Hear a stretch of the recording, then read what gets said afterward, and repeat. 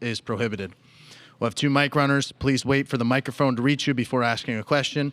Please provide your name and media affiliation each time you ask a question during the press conference. Now joining us, members of the Louisville Cardinals, head coach Dan McDonald, student athletes Tucker Biven, Jake Monroe, and Eddie King Jr. Gentlemen, congratulations on your victory and earning another day in Omaha.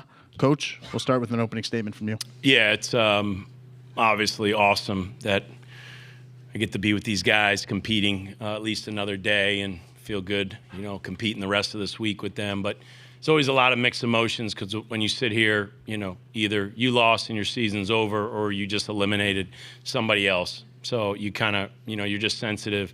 I got a lot of respect for Oregon State and really what they went through this year. Somebody did an awesome article on them and shared their traveling and their time in airports and delays and getting back at 5 a.m. And it was just, for a coach, it was very encouraging and challenging because, with the ACC, we now have some California schools and we didn't head out west this year, but we have to head out west next year. So I'll be turning a lot to what Oregon State did this year to kind of motivate our guys as to, how good and how special we can be if we continue our toughness.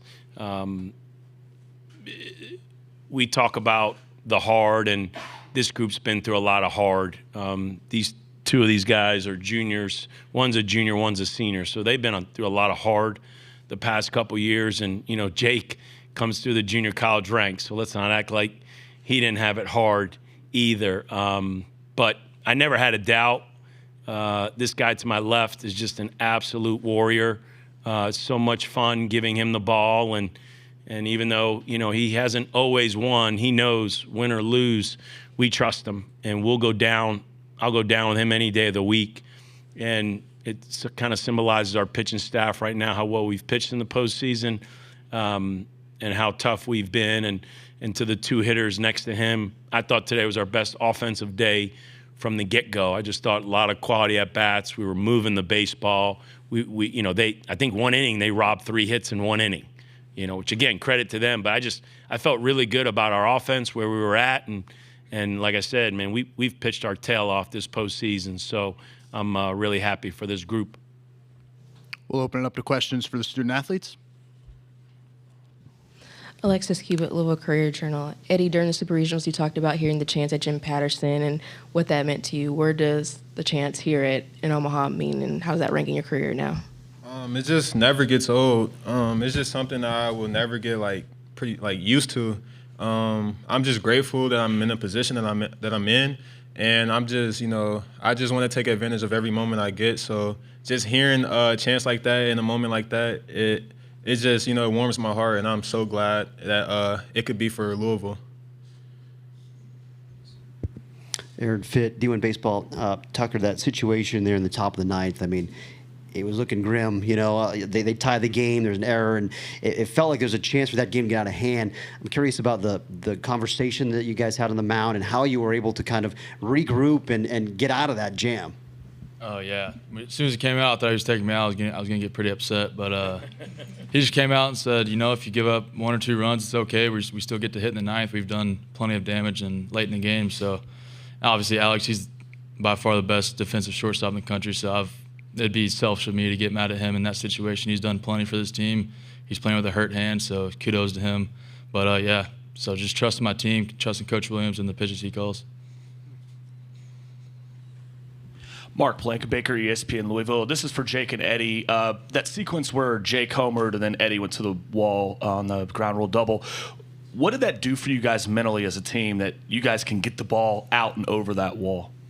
It just, showed us no matter where we play, whatever ballpark we're in, we can hit for extra bases and hit for power. But this team, we try to stay short for the most part, but, we have so many different weapons we could use, so that goes to show. Yeah, I think for me at least, it helped free me up a little bit. Telling me that I don't gotta force something on the ground. I could stick to my approach. And if I catch one well in the air, there's a chance it will go. So.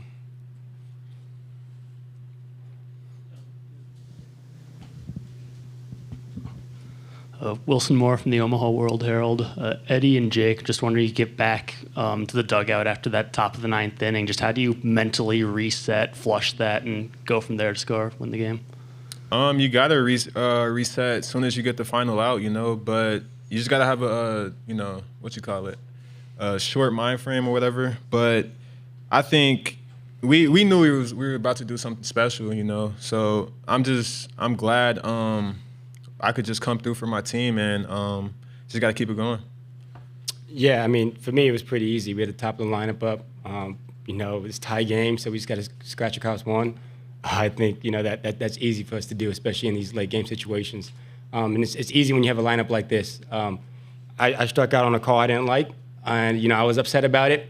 Did a little 360, saw Eddie, and then I said, oh, yeah, we're good. So that's kind of a special thing about this lineup. Any more questions for the student athletes? Okay, Eddie, Tucker, Jake, thanks for your time. We'll see you tomorrow. Thank you. Can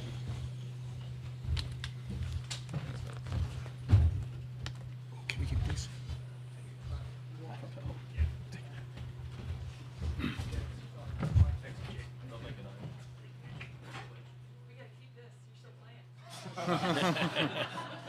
Oh, boy. All right, we'll open it up to questions for Coach. Noah Beanick, 11.7. Coach, are you able to draw any similarities besides the outcome of this game to game one that you guys just played in the College World Series final? Top of the ninth inning, the team makes a comeback, ties it up. Bottom of the ninth inning, walk off. Yeah, it's pretty bizarre that, we kind of did that to Oregon State a couple days ago, and they walked us off, and they did that to us today, and then we walk them off. I guess it's, the value of being the home team. Like, sometimes people act like it's not that big a deal. It's amazing, when you get the last three outs and you get to walk somebody off. So, very fortunate that we were in that situation today.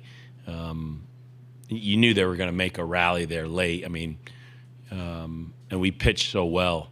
But, their best hitter, one of their best hitters, jumps on a heater, and then their other best hitter fights off a ball and it drops, and it's like, okay, yeah, you're in it here now. You're going to have to grind this out and earn it, and they made us earn it. Mark on College Baseball Central. Coach, you guys were exceptionally well hitting today with 2 outs, and you guys were also great on the defensive side, stopping Oregon State from getting anything going all game with 2 outs. Can you talk a little bit about, does that go back to you guys' toughness you guys preach? I hope so. Look, we got a shirt that hangs in the dugout. It's got kind of a few sayings for the year. It's got some things on the sleeve that I won't bore you with what it all means. But, our focus is on that number. That's the game that matters. And we give that shirt out at the end of the game, usually to you say an MVP, somebody who threw 6 shutout or somebody who hit 2 home runs. It's lots of times it's pretty obvious who the shirt's going to go to. I knew when Alex got on in the 9th, I said, we win this game, the shirt's going to Alex. Like, nobody felt worse than he did. And believe me, as his coach, I have to admit, I'm responsible for the way he attacks that ball. Like, I coach the infielders. We work on that. Like, bases loaded, how do you be aggressive, and you have to turn the double play. And so I feel awful as the coach. My star shortstop feels awful. And I'm just, obviously not wanting to lose this game for a lot of reasons, but man, there's no way I want Alex to blame himself. Just like Tucker said, the respect we have for that kid. So when you use the word toughness, like that, Alex Alicea is the epitome of toughness. And so, he leads off with a 3-2 walk, and then he ends up being the scoring run. And so I remember the dive-in play he made up the middle. And yeah, there's a lot of great shortstops in the country. I'm so impressed with college baseball and how good the shortstops are. I'm just thankful Alicea is our shortstop. Andrew Idell, College Baseball Central. Coach, obviously tomorrow's not an off day for y'all. You got Coastal Carolina. How do you kind of just flip the switch and after all the adrenaline today? How do you kind of flip the switch to Coastal tomorrow? Yeah, I think it's pretty easy. I kind of laugh because, as a coach, you love to practice. So if I ask the guys on the bus, would you rather practice tomorrow or play Coastal Carolina? These guys want to play the game. And so, they're physically and mentally ready. And, yes, we talk about being professional and yeah, don't get too high, don't get too low. It's hard to not get high, with a walk-off in Omaha. But, we'll enjoy the bus ride back to the hotel, and we'll enjoy the crowd, the Louisville fans, outside the hotel, and that'll be awesome. But I'll make it clear when they get to their rooms and they shower, we have to turn the page. Just got so much respect for Coastal Carolina. I played against them as a player, and I coached against them as a player and a coach for 12 years, being at the Citadel. So I've known them very well for a long time, and obviously what they did a few years ago with Coach Gilmore and what they're doing now with Coach Nall. It's so impressive, and the way they play the game. So when you talk about toughness, man, we'll have a good matchup of two tough teams and grinding it out. But we're looking forward to that opportunity. Dan, you've obviously had a lot of good hitters or coached a lot of good hitters during your career, but especially with, the College World Series appearances. But how would you just describe the kind of run that Eddie's on right now in terms of, especially this postseason? I call it professional. I say it's a very professional hitter. He doesn't play in the smallest parks. He doesn't take advantage. It's a real hitter. I think he's going to play the game for a long time. It's a good outfielder. There's power. There's contact. I think the majority of his home runs are with 2 strikes. That's just the blessing of him having a roller coaster junior year, and you get him back for his senior year.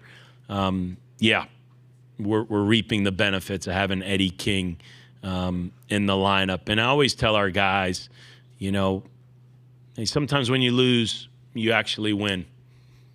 And I know Eddie thought he lost last year because it was a frustrating year. He didn't get it going till late. He didn't know if the draft was going to work out. And it's hard to not feel like you lost out with all those high expectations he had. But, lots of things happen in life, and you look back and you go, wow, that was really a blessing. So I feel like Eddie, what he went through in the postseason, right, the Super Regionals and the Eddie chance, and to get the Eddie chance in Omaha, we love to get our guys ready for pro ball, but pro ball's not going anywhere.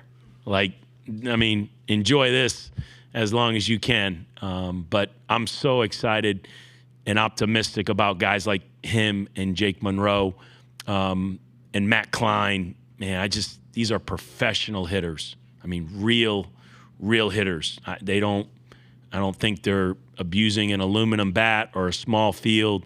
I think these 3 dudes can just flat out hit. And I think the 3 of them have a chance to play this game for a while. Coach, in the going from the 8th from Schweitzer to Daniel Levitch, and then he gets in trouble, and you kind of make that approach where he's into an at-bat with 2 pitches, and you go to Bivin. What was the thought process there and the strategy to make that move? Yeah, Roger Williams is super respectful, and lots of times he asks for my advice, which most of the time I wish he wouldn't even ask me, okay? Because I don't study it like he studies it. I'm not an expert the way he is. He's watching film after film. He's got all the at-bats. You're facing Oregon State. You're facing these guys. This is probably we're into double-digit at-bats for a lot of these hitters over the last 2 games. So, sometimes I'm just proactive, and I just get ahead of him because he's going to ask me, and I just say, Raj, I trust you. Just do what you want to do. And I was in alignment with, Jack Brown was good, and then Schweitzer was good. But, we had run Schweitzer out 2 innings the other night, and those 2 righties were coming up. All the righties, but those are the 2 righties that beat him the other night. And their splits are even favorable to righties. And so we just felt like Wyatt is a better matchup. Again, their star hitter ambushes a fastball. And then, like I said, we had to go through their 2 best hitters.